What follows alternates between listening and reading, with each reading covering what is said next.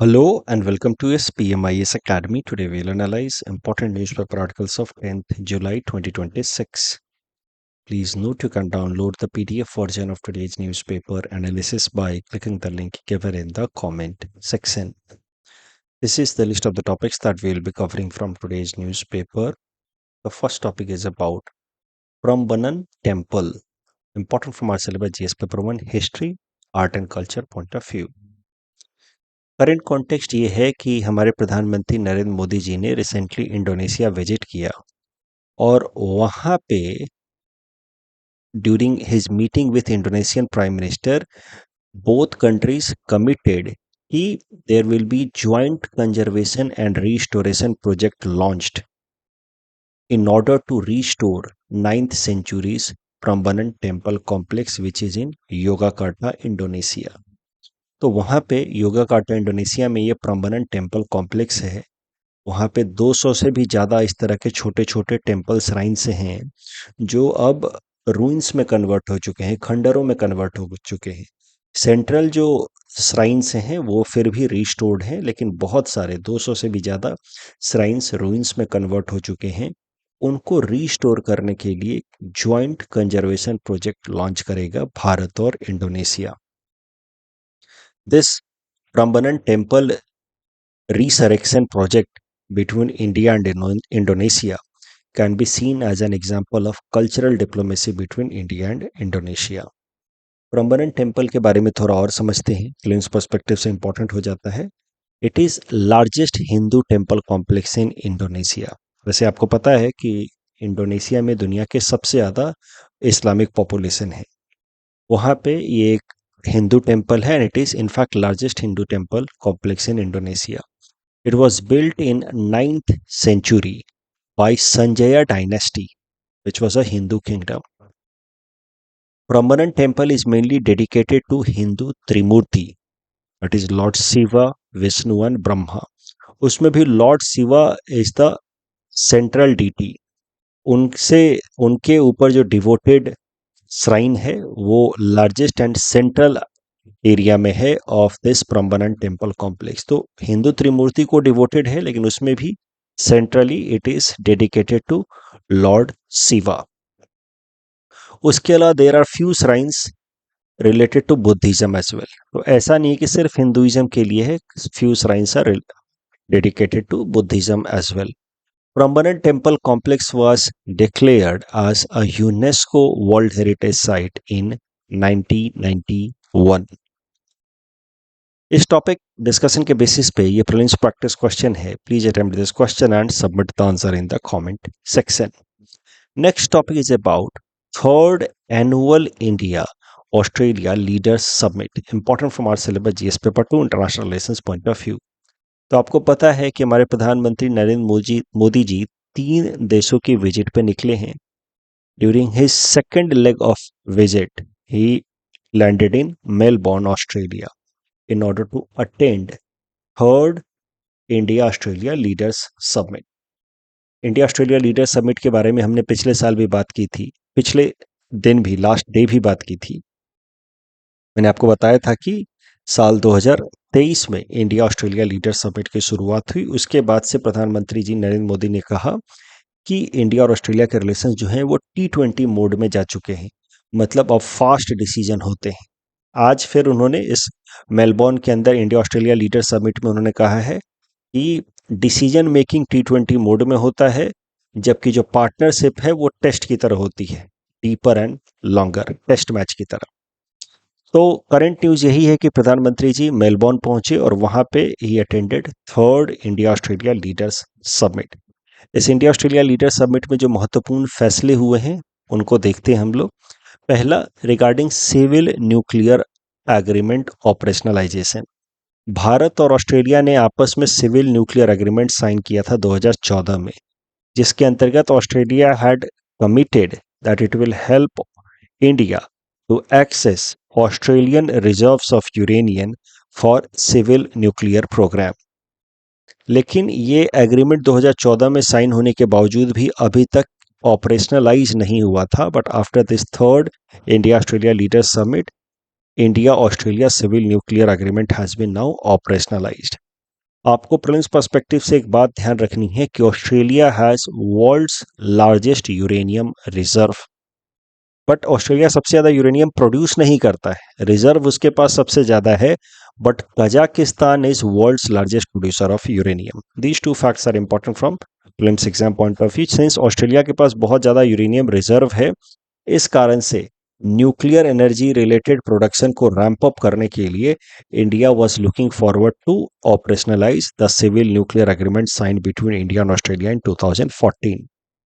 Economic ties में कल मैंने आपको बताया कि दोनों देशों के बीच में ईसीटीए ऑलरेडी इंप्लीमेंट हो रहा है, economic operation and trade agreement, और दोनों देशों ने लक्ष्य रखा है कि अपने आपस के ट्रेड को 3 टाइम्स तक इंक्रीज करना है इन 5 ईयर्स। $33 बिलियन को इंक्रीज करके $100 बिलियन तक पहुंचाना है बाय 2030। अब आपस में ट्रेड एंड इन्वेस्टमेंट को फर्दर प्रमोट करने के लिए both countries will finalize bilateral investment treaty. एक बार बायलैटरल इन्वेस्टमेंट ट्रीटी फाइनलाइज हो गई भारत और ऑस्ट्रेलिया के बीच में, तो एक टेम्पलेट तैयार हो जाएगा, स्टैंडर्ड टेम्पलेट, जिसके मदद से भारत के बिजनेसेस आराम से ऑस्ट्रेलिया में इन्वेस्ट कर पाएंगे उन रूल्स रेगुलेशंस को फॉलो करते हुए जो इस टेम्पलेट में है। लाइकवाइज ऑस्ट्रेलिया के बिजनेसेस भारत में इन्वेस्ट कर पाएंगे। तो बेसिकली सरकारों का काम होता है टेम्पलेट फाइनलाइज करना इन्वेस्टमेंट रिलेटेड, और फिर उस टेम्पलेट के हिसाब से, उस स्टैंडर्ड फॉर्मेट के हिसाब से बिजनेसेस आराम से एक दूसरे देशों में इन्वेस्ट कर पाते हैं। तो वही बायलैटरल इन्वेस्टमेंट ट्रीटी भारत और ऑस्ट्रेलिया अब फास्ट फॉरवर्ड तरीके से नेगोशिएट करेंगे। Critical minerals and supply chain, तो both countries have committed कि they will cooperate in the area of critical minerals, cyber security, critical technologies, which is useful for emerging technologies like AI and quantum computing. Regional security, देखिए आपको पता है कि Bharat, Australia और Japan, इन तीनों देशों का एक कॉमन गोल है with respect to Indo Pacific region, that is to keep Indo Pacific region free from any kind of undue aggression, ensure that Indo-Pacific region is managed as per global rule-based order, ensure freedom of navigation, क्योंकि directly Bharat, Australia और Japan refer नहीं करते हैं China को, लेकिन indirectly bye committing to each other that we want free and open Indo-Pacific and we want rule-based order in Indo-Pacific, three countries implicitly refer to China's aggression in Indo-Pacific region, especially in South China Sea, where China has drawn 9 dash line in unilateral manner। तो जब भी भारत और Japan की meeting होगी, Bharat Australia की meeting होगी या Japan Australia की मीटिंग होगी, हर मीटिंग में ये बात जरूर फाइनलाइज या कमिट की जाएगी कि we stand for rule based Indo Pacific, freedom of navigation in Indo Pacific, we want Indo Pacific region to be guided by United Nations conventions on laws of sea, UNCLOS, जो 1982 में finalise किया गया था, जिसको कुछ हद तक violet कर रहा है China by drawing its arbitrary 9 dash line, oppose unilateral attempts in the region to change status quo Bharat Australia के बीच में इस थर्ड लीडर समिट में भी इस बात को कमिट किया गया है। तो इससे आपको ना, देखिए मेंस एग्जाम में आपको ब्रॉडर आइडियाज हमेशा अपने दिमाग में रखना है। तो भारत जापान के रिलेशंस की बात होगी, भारत ऑस्ट्रेलिया के रिलेशंस की बात होगी, वहां पे एक पॉइंट तो आपका सीधा सीधा बना होना चाहिए कि स्ट्रैटेजिक कन्वर्जेंस इन देशों के बीच में है regarding Indo Pacific region. The common interest is free and open Indo Pacific region. Bharat ने तो एक इनिशिएटिव भी लॉन्च किया, Indo Pacific open initiative IPOI, जिसका जापान और ऑस्ट्रेलिया दोनों हिस्सा भी हैं।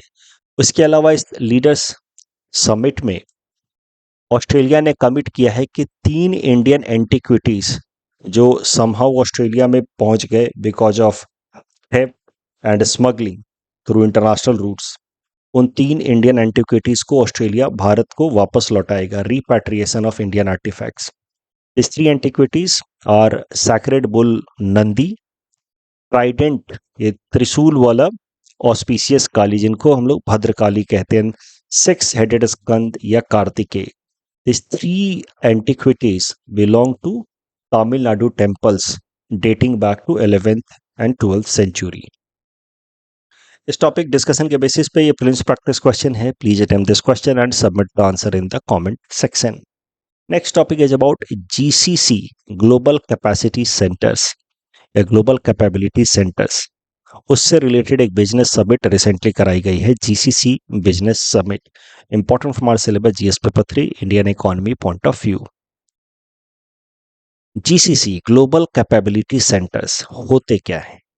सरल भाषा में कहें तो मान लीजिए कि कोई एक बड़ी कंपनी है अमेरिका के अंदर, जैसे कि गूगल हो गई, यूनिलीवर, माइक्रोसॉफ्ट।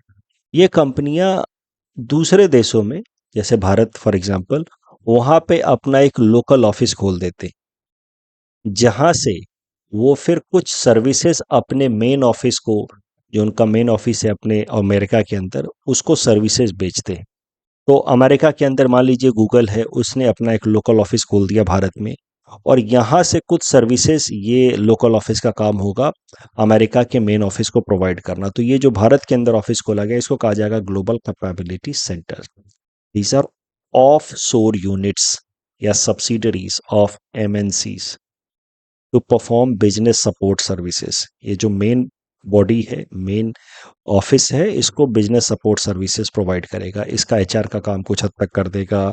इसके रिलेटेड मान लीजिए इसका सॉफ्टवेयर डेवलपमेंट का कुछ काम है, सॉफ्टवेयर रेगुलेशन का कुछ काम है, वो सब कुछ इसके लिए कर देगा।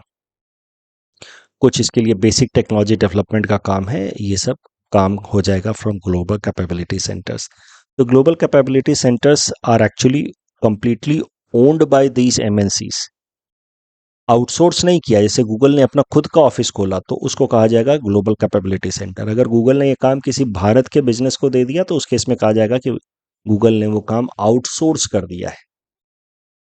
कॉलिंग करना, कस्टमर क्लाइंट का डिटेल मेंटेन करना, ये सब कुछ अगर उसने अपनी खुद की ऑफिस खोल करके भारत के अंदर और उससे वो काम करा रहा है तो उसको कहा जाएगा global capability centre. They are completely owned by the MNCs and they have an integrated operation, means the global capability centers have the objectives aligned with the MNCs, the main enterprise. Bharat hub है दुनिया का as far as global capability centers are concerned. दुनिया के 50% से भी ज्यादा global capability centers of big companies are in India only. Bharat के अंदर 2025 के एस्टीमेट के हिसाब से 1500 से भी ज्यादा ग्लोबल कैपेबिलिटी सेंटर्स हैं, mainly located in cities like Bengaluru, Hyderabad, Pune, Chennai, Gurugram, Noida. अब recently global capability centre business summit कराई गई by CII, confederation of Indian industries. तो भारत के जो बड़े बड़े बिजनेसेस हैं उन्होंने मिला करके एक ग्रुप बनाया है सीआईआई। उन्होंने global capability centre business summit conduct कराया, जहां पे chief economic adviser V Anantha Nageswaran साहब और भारत के फाइनेंस मिनिस्टर निर्मला सीतारमन जी ने भी पार्टिसिपेट किया।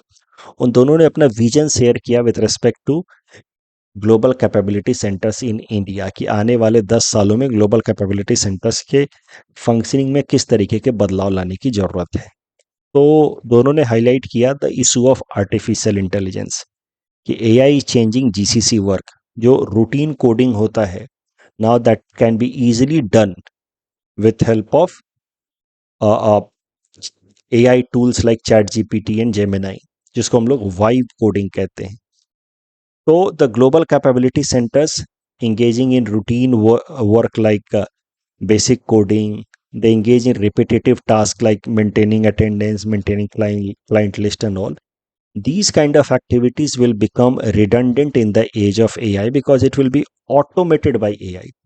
And that was highlighted by both CEA, Chief Economic Advisor and Finance Minister, कि India's GCC need to evolve.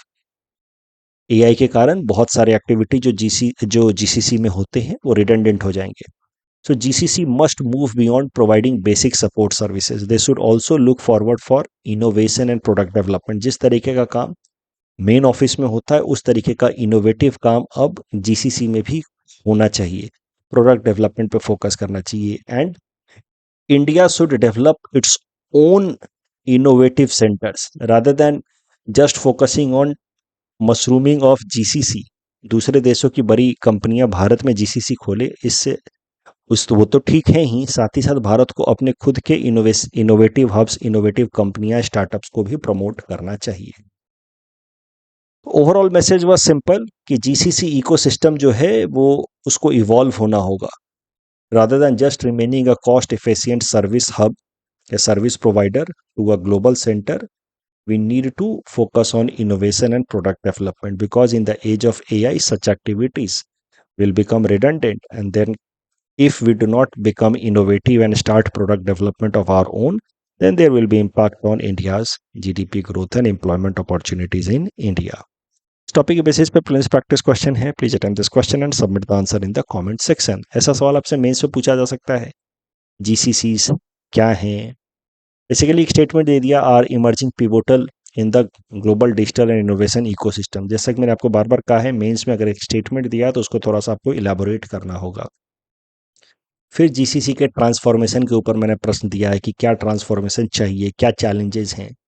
तो बेसिकली जीसीसी का सिग्निफिकेंस बताइए। फिर इसी आर्टिकल में हमने देखा है कि चैलेंजेस क्या आने वाले in the age of AI और कैसे अपने आप को फोकस कर इम्प्रूव करना है। तो बेसिकली इनोवेशन पे फोकस करना है, न्यू प्रोडक्ट डेवलपमेंट पे फोकस करना है, rather than just engaging into repetitive routine work. China has emerged India's largest trading partner. Topic number 4th. Again, important from our syllabus GS paper 3 Indian economy point of view. So China has overtook US. China overtook US to become India's largest trading partner for the year 25-26. Overall Bharat और China के बीच में trade $151.1 billion का रहा है, लेकिन trade deficit भी बहुत ज्यादा रहा है। भारत का export to China has been only $19.47 billion, जबकि चाइना से जो हमने इंपोर्ट किया है वो $131.63 बिलियन का है। ओवरऑल ट्रेड हमारा $150+ बिलियन का है, लेकिन हम लोग सामान सिर्फ लगभग $20 बिलियन के आसपास बेच पाए और इंपोर्ट किया हमने $130 बिलियन का। इस कारण से ट्रेड डेफिसिट जो है that is somewhere close to $112 billion. So Bharat का export to China has increase to some extent, लेकिन इंपोर्ट उससे भी ज्यादा बढ़ गया, and that is why the trade deficit has further widened. यानी कि हर एक साल भारत से लगभग $112 बिलियन का फॉरेक्स रिजर्व चाइना कमाता है because of its trade with India. China से रिलेटेड एक और न्यूज है, भारत सरकार ने अप्रूवल दे दिया है for joint venture between Dixon technology of India and Vivo mobile manufacturing which belongs to China in order to manufacture smartphones and electronic devices. So this is one of the first major approvals for Chinese investment in India after imposition of PN3 regulation, Press Note 3 regulation in April 2020. देखिए, जब Covid के कारण lockdown शुरू हुआ था तो भारत की startups घाटे में जाने लगी थी, बहुत लॉस हो रहा था। तो उस टाइम में चाइनीज इन्वेस्टमेंट्स भारत में बढ़ने लगे थे and they were acquiring more and more Indian startups. तो ऐसे एक्टिविटीज को रोकने के लिए उस टाइम में भारत सरकार ने एक एफडीआई पे रेगुलेशन रिस्ट्रिक्शन रिलीज करते हुए एक सर्कुलर रिलीज किया था जिसका नाम था प्रेस नोट 3 रेगुलेशन, जिसके अंतर्गत जो हमारे देश, हमारे आसपास की जो देश हैं जो हम भारत के साथ बाउंड्री शेयर करते हैं, उनको भारत में अगर एफडीआई लाना है तो उनको पहले भारत सरकार से परमिशन लेना होगा। तो बेसिकली उस टाइम में 2020 में भारत सरकार ने FDI coming from the neighbouring countries sharing land border with India, उस पर ह्यूज रेस्ट्रिक्शन लगा दिया था PN3 नोट के अंतर्गत। लेकिन अब धीरे धीरे PN3 में रिलैक्सेशन लाया गया है और उसके बाद से this is one major investment being seen from China, जहां पे अब ज्वाइंट मैन्युफैक्चरिंग होगी स्मार्टफोन और इलेक्ट्रॉनिक डिवाइसेस की after a joint venture between Dixon and Vivo. जो टॉपिक डिस्कशन है उसके बेसिस पे प्रीलिम्स प्रैक्टिस क्वेश्चन है, please attempt this question and submit the answer in the comment section.